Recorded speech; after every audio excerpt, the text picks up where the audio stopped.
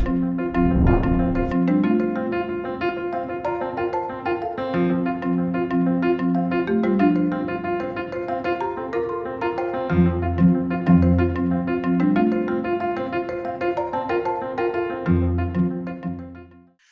I'm going to talk where we are now in 2021 with the climate change challenge and why we need action very urgently. My talk is going to come in two parts. The first is just unpacking the IPCC AR6 report, which just came out. And the second part is going to be, well, what do we actually do about this? How can we get things moving along even much more quickly than we are today? So let's dive in. As you know, about 6 weeks or so ago now, the IPCC came out with a very major report. These come out about every 7 or 8 years. These are very comprehensive assessments, and this is probably the most important one, I think, that's come out for about a decade, because it really tells us where we are in terms of how the climate system is changing. In terms of the key findings, the take-home messages are these. The scale and pace at which we are changing the climate system has almost no precedent in terms of, you can measure melting ice sheets, oceans acidifying, shifting rainfall zones, and so on. And it's very hard to find any time in the paleo record, in other words, in the past, when things are changing this fast. Worse than that, climate change is actually accelerating. So things like heat waves, fire weather storms, and that are increasingly becoming dangerous. Their intensity is accelerating and so on. We're going to need to prepare for the fact that over the next couple of decades, more impacts, worsening impacts, are baked into the climate system for two reasons. One is inertia built into the system itself.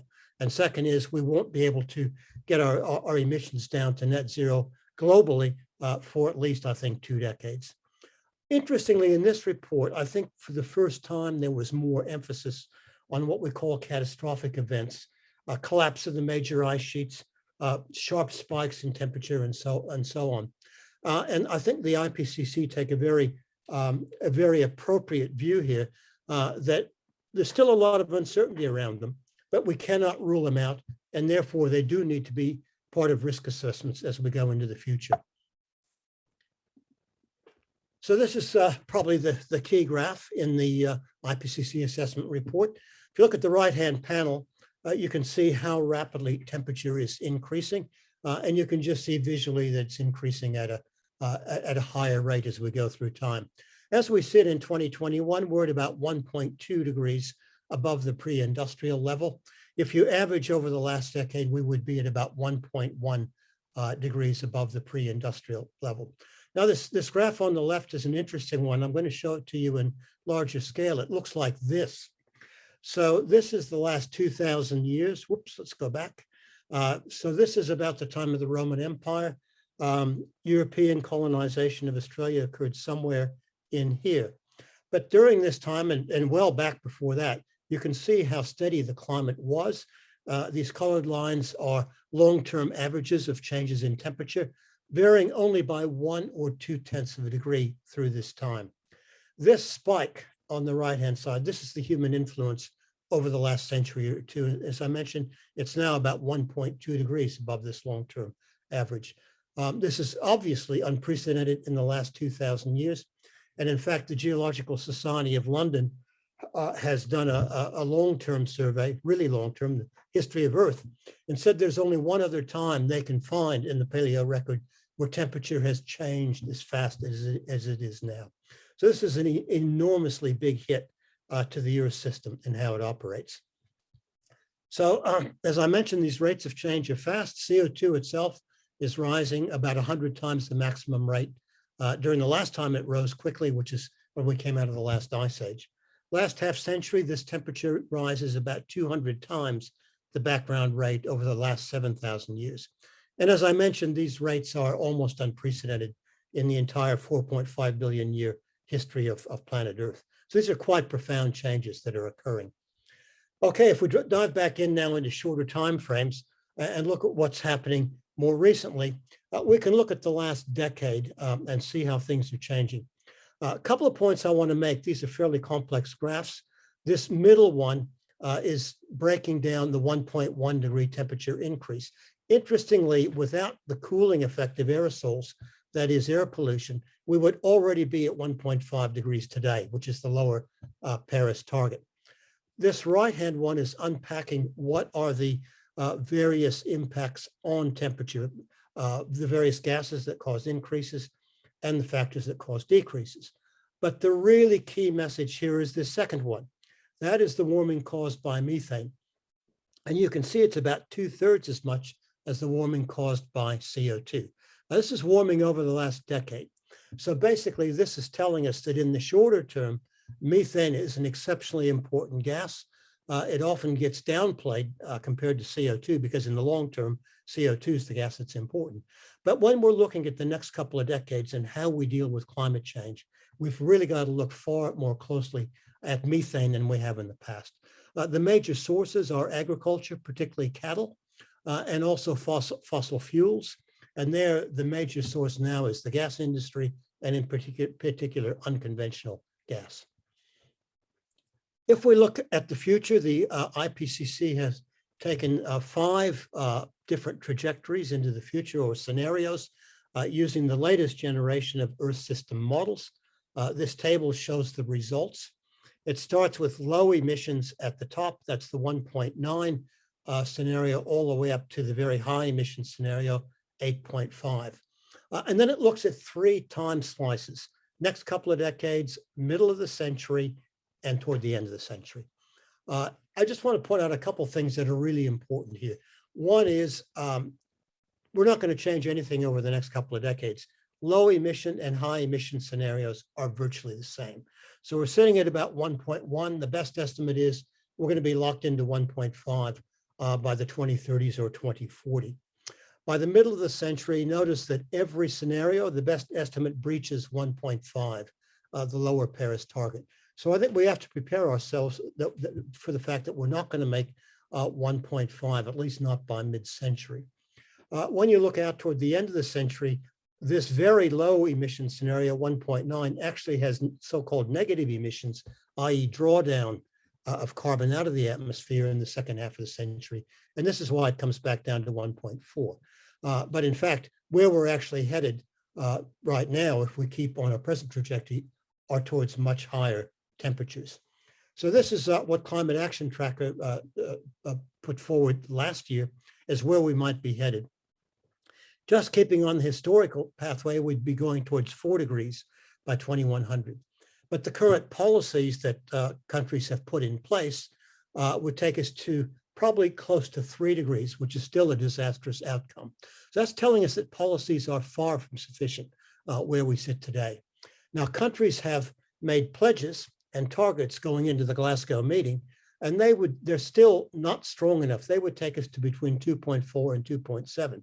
But there's a mismatch between what countries are saying they're going to do and what their current policies are. And so that's another thing to look at as we come out of Glasgow, is that policies need to be ramped up very quickly to match the pledges, and the pledges need to be intensified. You can see the very big gap between what countries are pledging to do today and what they're actually doing, and what's required for a 2 degree consistent and a 1.5 degree consistent trajectory out to 2100. Again, note that to get to 1.5, this shaded area below the 0 line, these are negative emissions or drawdown. That is actually a huge amount of carbon that needs to be taken out of the atmosphere when you actually do the sums. Okay, what are the AR6 projections for our future? So if we look out over the next couple of decades, this is what the climate models, the best of the Earth system models, are saying for us. Number 1, intensity, frequency, and duration of fire weather will increase. Number 2, heat waves will become more intense and more frequent, and that's both heat waves over the land and heat waves under the ocean or in the surface ocean.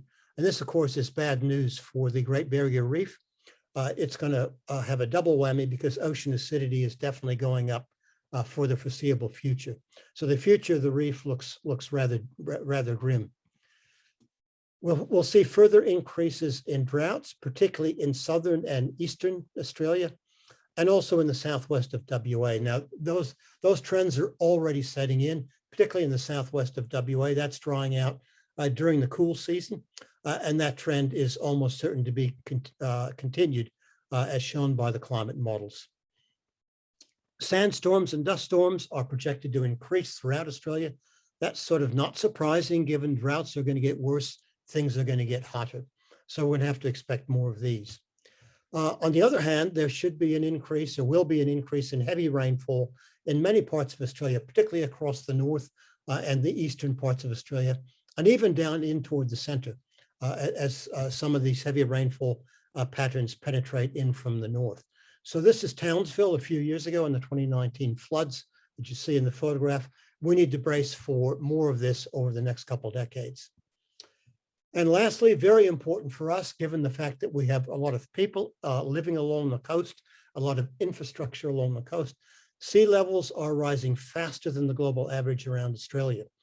And that's leading to increasing coastal flooding and shoreline retreat.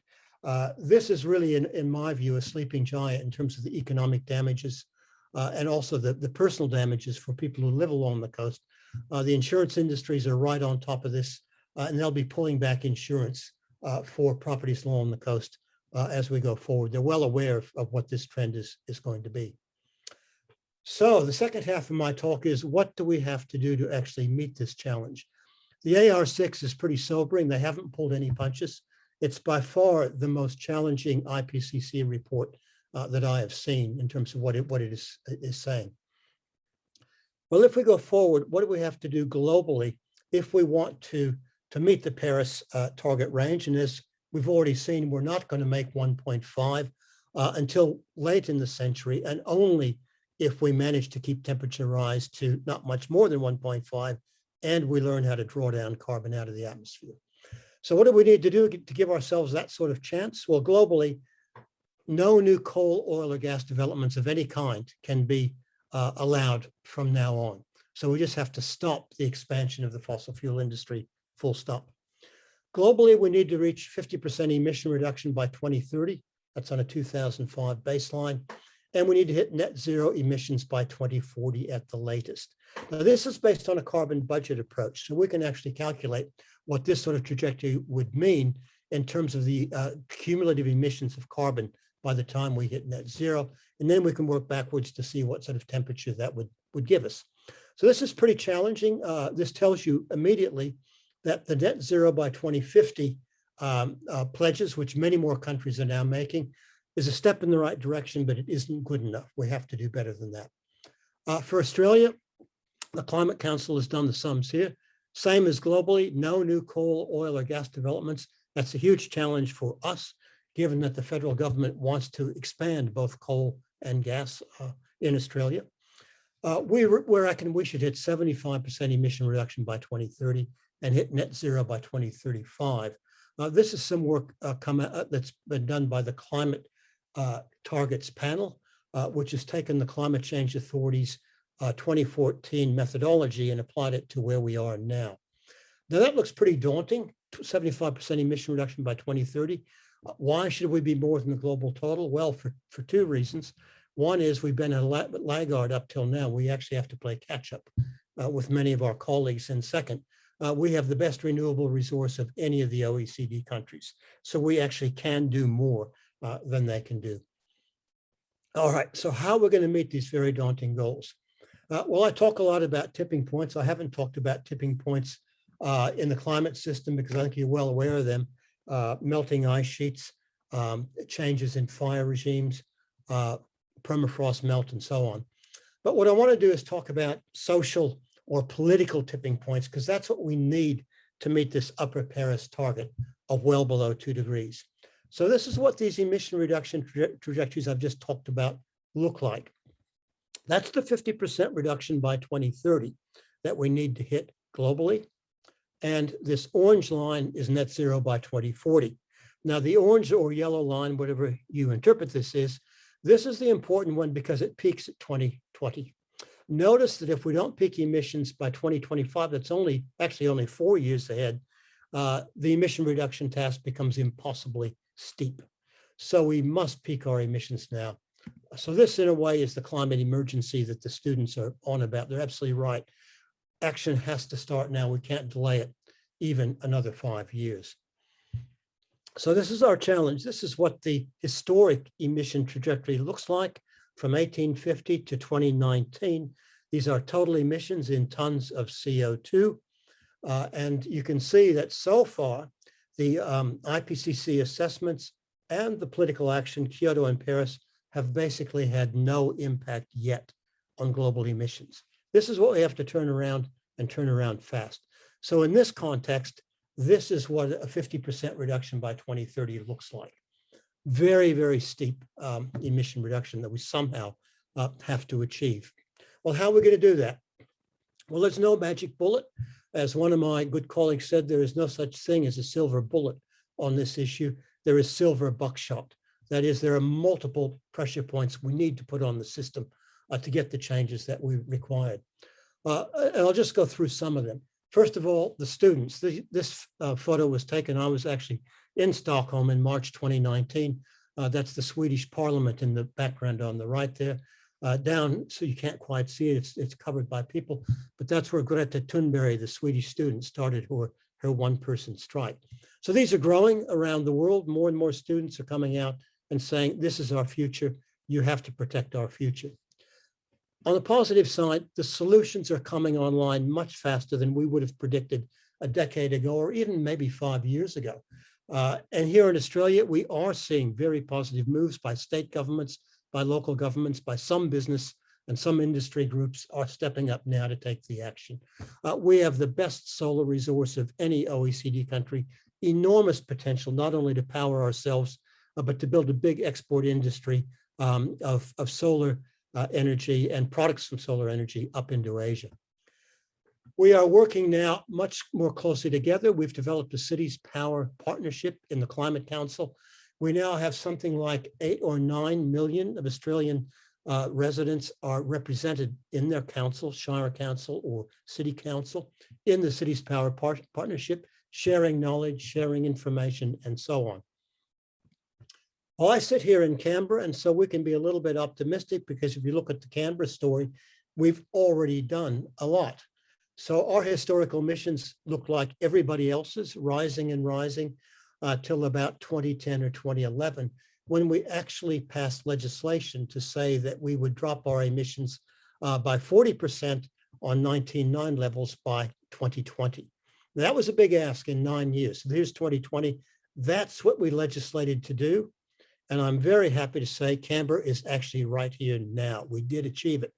And we did this by going 100% renewable, and we did it in 9 years. Obviously, we're not a big jurisdiction, but we're pushing 500,000 people now. So what we're doing is something that can be replicated and scaled up. But I think even more important, what we've done is we have legislated that we're going to hit net zero by 2045, and perhaps we can move that forward to 2040. And we've legislated 2 possible futures.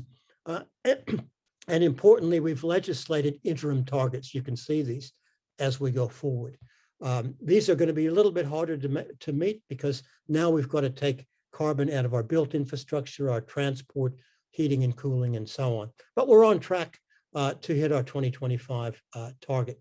So, and if we do this, that means if everyone did what we're doing here in the ACT, we would be in at about a 1.8 temperature increase.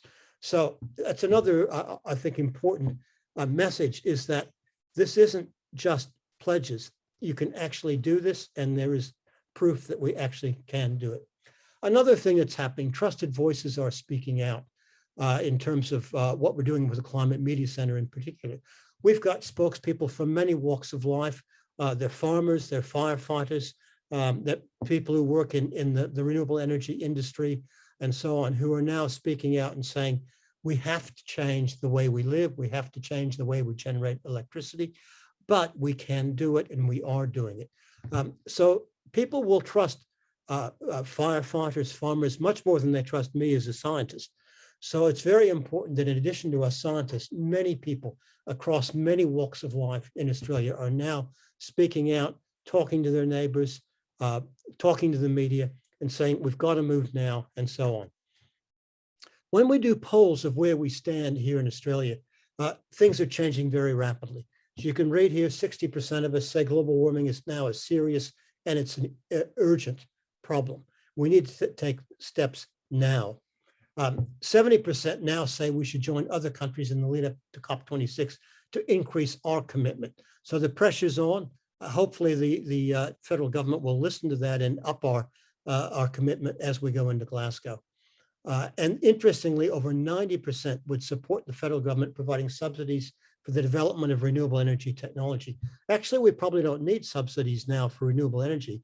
That's cheap, but we need subsidies and investment by governments in decarbonizing other parts of our economy. For example, electric vehicle purchases, overwhelming support that the Australian government should be subsidizing those. And in fact, we are doing that already in the ACT. So there is, I think, enormous public opinion that's shifting fast and quite decisively toward effective action on climate change.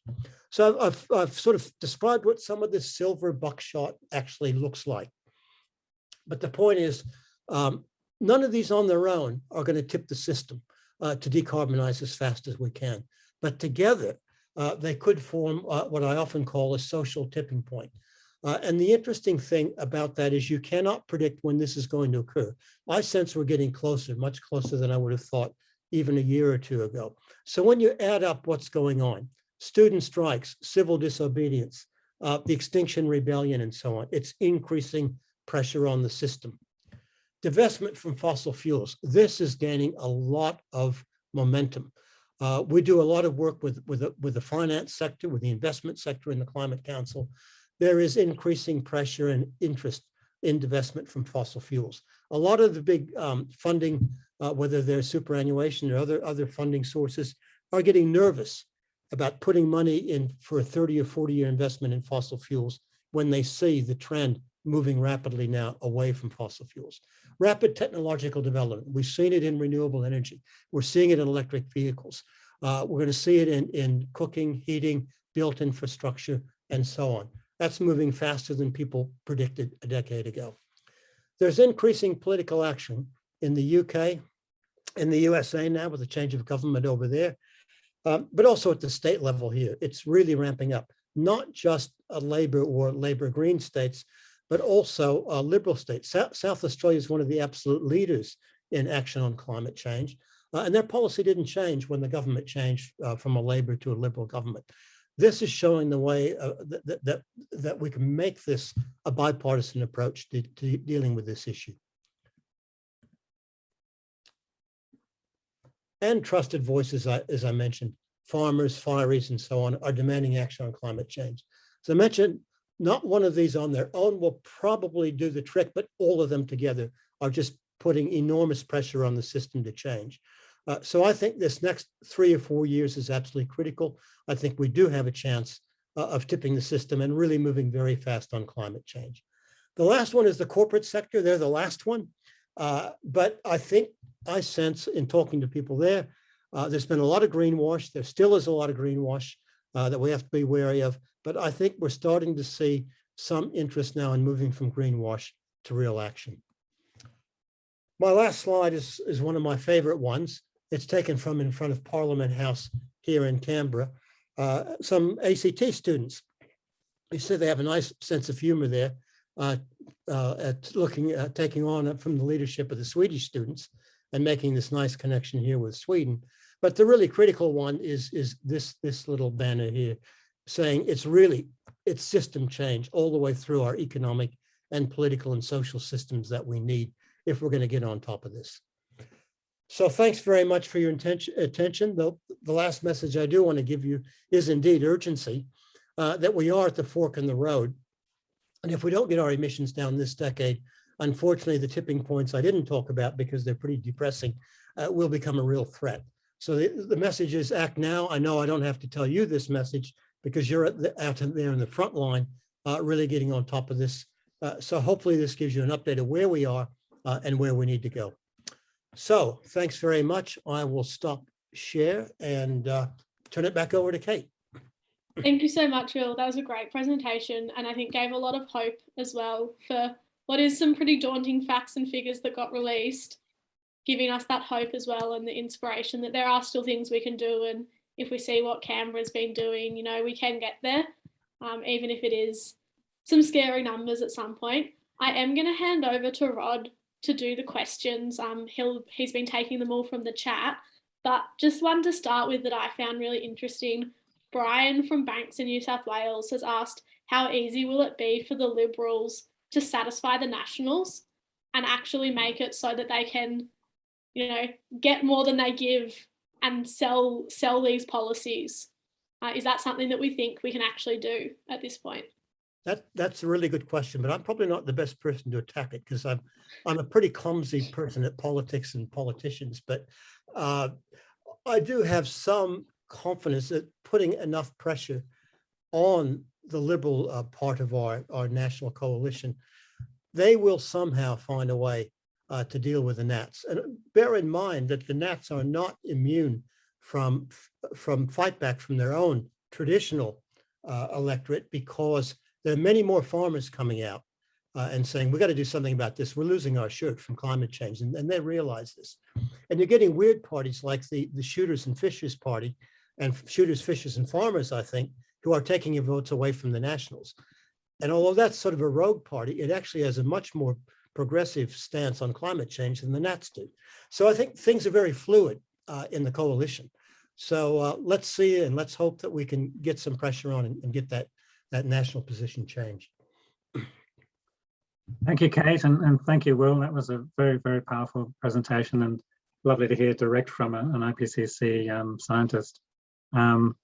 I particularly liked what you said about there is no silver bullet, and the idea of the silver buckshot.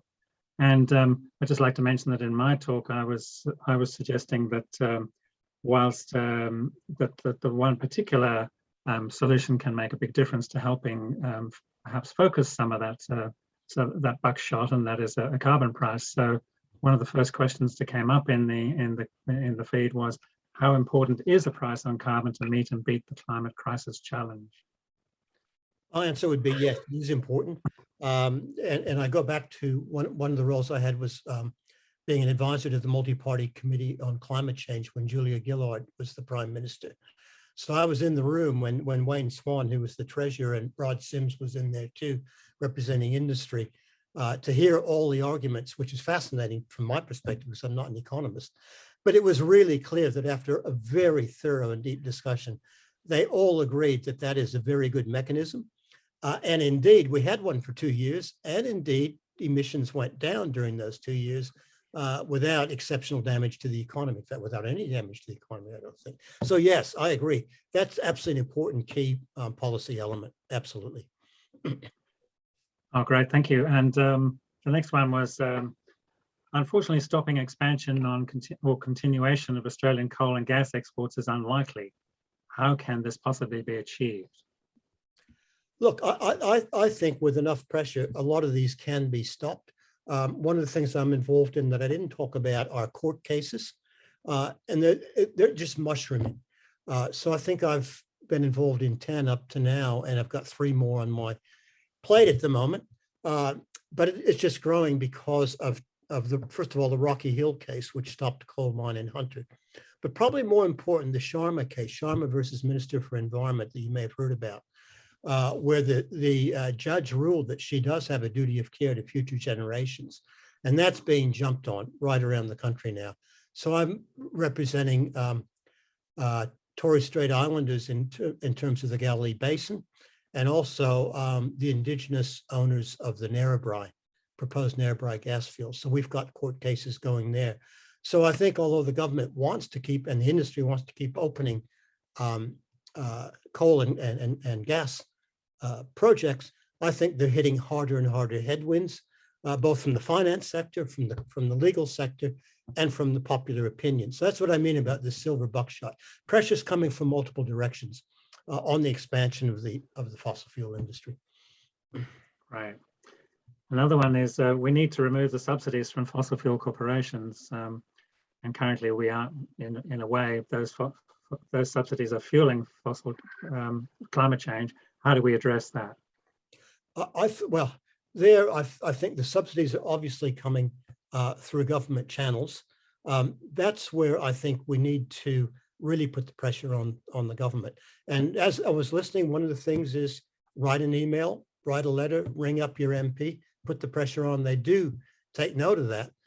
That we just have to have a massive campaign of pressure on the political side of things to say, this is not acceptable. You cannot keep throwing our tax money into polluting the atmosphere and driving climate change. So that's where I think the public pressure is going to be really important.